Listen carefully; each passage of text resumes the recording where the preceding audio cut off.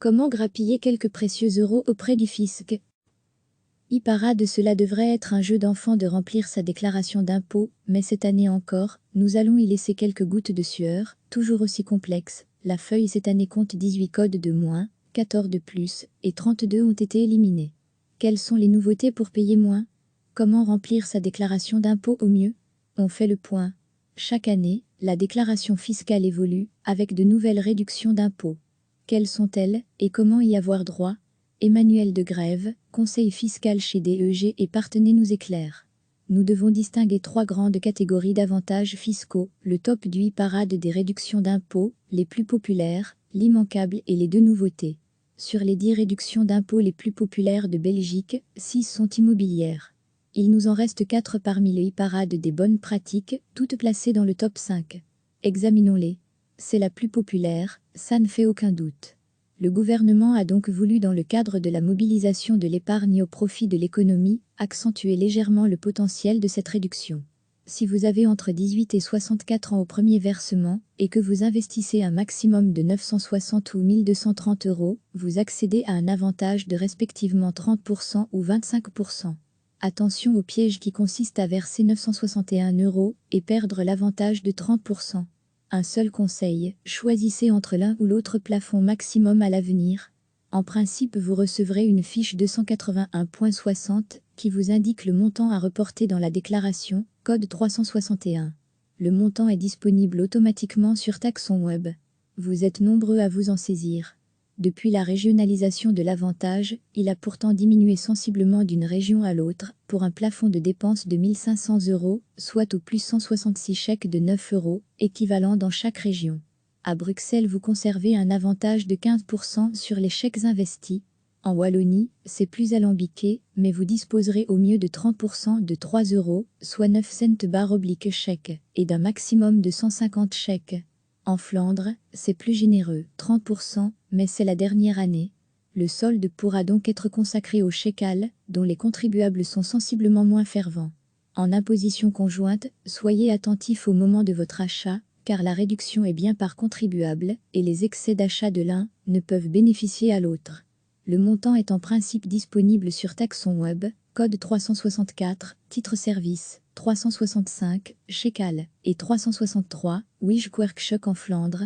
Le Belge est généreux. Et cela lui rapporte un peu lors de sa déclaration fiscale.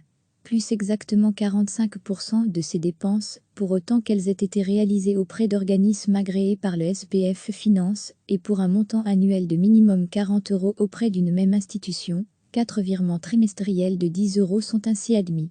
Vous ne pouvez pas dépasser 10% de votre revenu imposable total sous cette forme. L'institution vous remet une attestation de paiement à conserver précieusement. En imposition conjointe, l'avantage est réparti entre conjoints proportionnellement à l'importance de vos revenus. Le montant est en principe disponible sur Taxon Web, mais certaines institutions communiquent mal avec le fisc, soyez vigilants. Code 394 de la déclaration. Si vous disposez d'au moins un enfant à charge de moins 12 ans, 18 ans s'il est handicapé, vous êtes éligible de la réduction pour frais de garde, jusqu'à l'âge de son 12e anniversaire.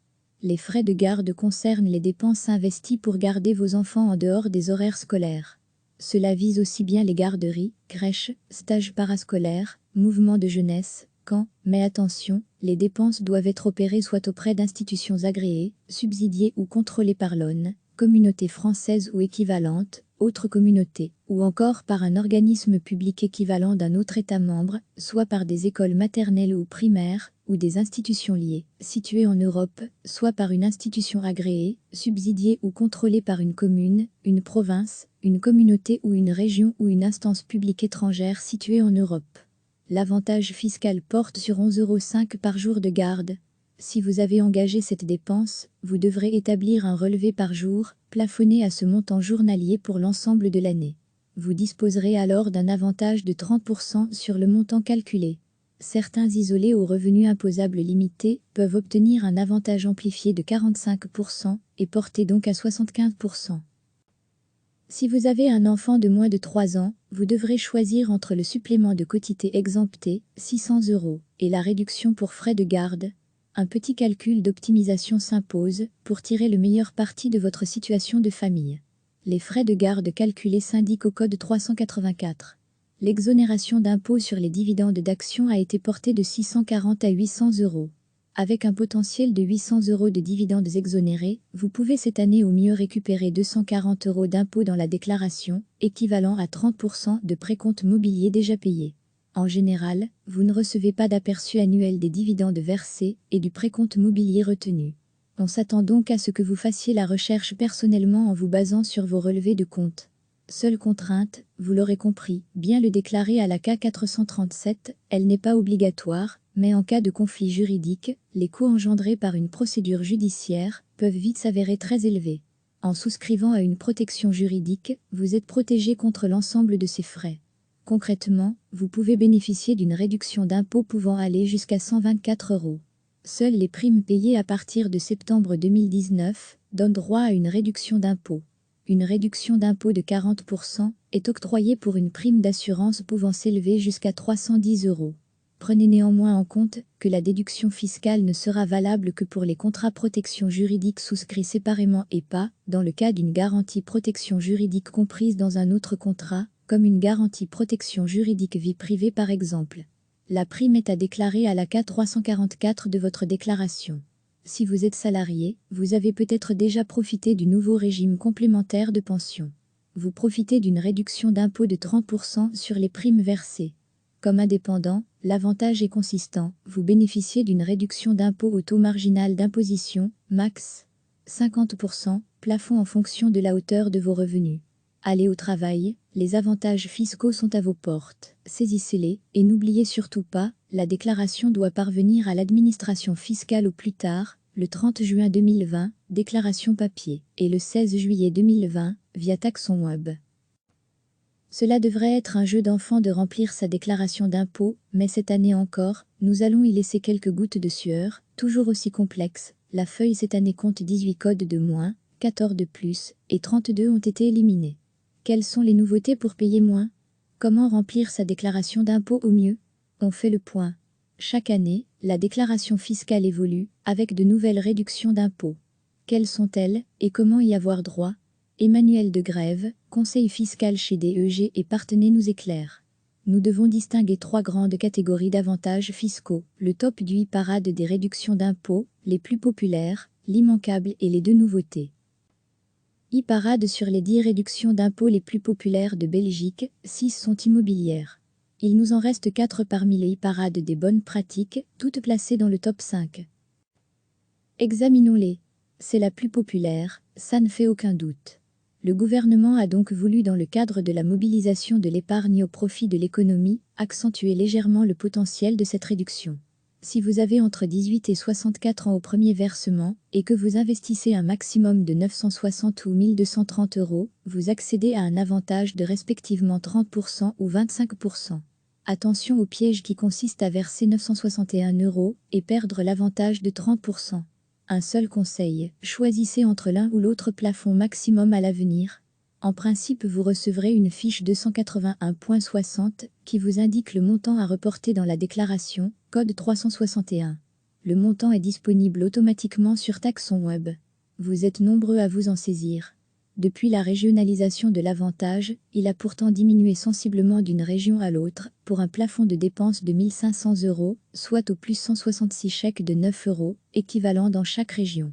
À Bruxelles, vous conservez un avantage de 15% sur les chèques investis. En Wallonie, c'est plus alambiqué, mais vous disposerez au mieux de 30% de 3 €, soit 9 cents / chèque, et d'un maximum de 150 chèques. En Flandre, c'est plus généreux, 30%, mais c'est la dernière année. Le solde pourra donc être consacré aux chèques, dont les contribuables sont sensiblement moins fervents. En imposition conjointe, soyez attentifs au moment de votre achat, car la réduction est bien par contribuable, et les excès d'achat de l'un ne peuvent bénéficier à l'autre.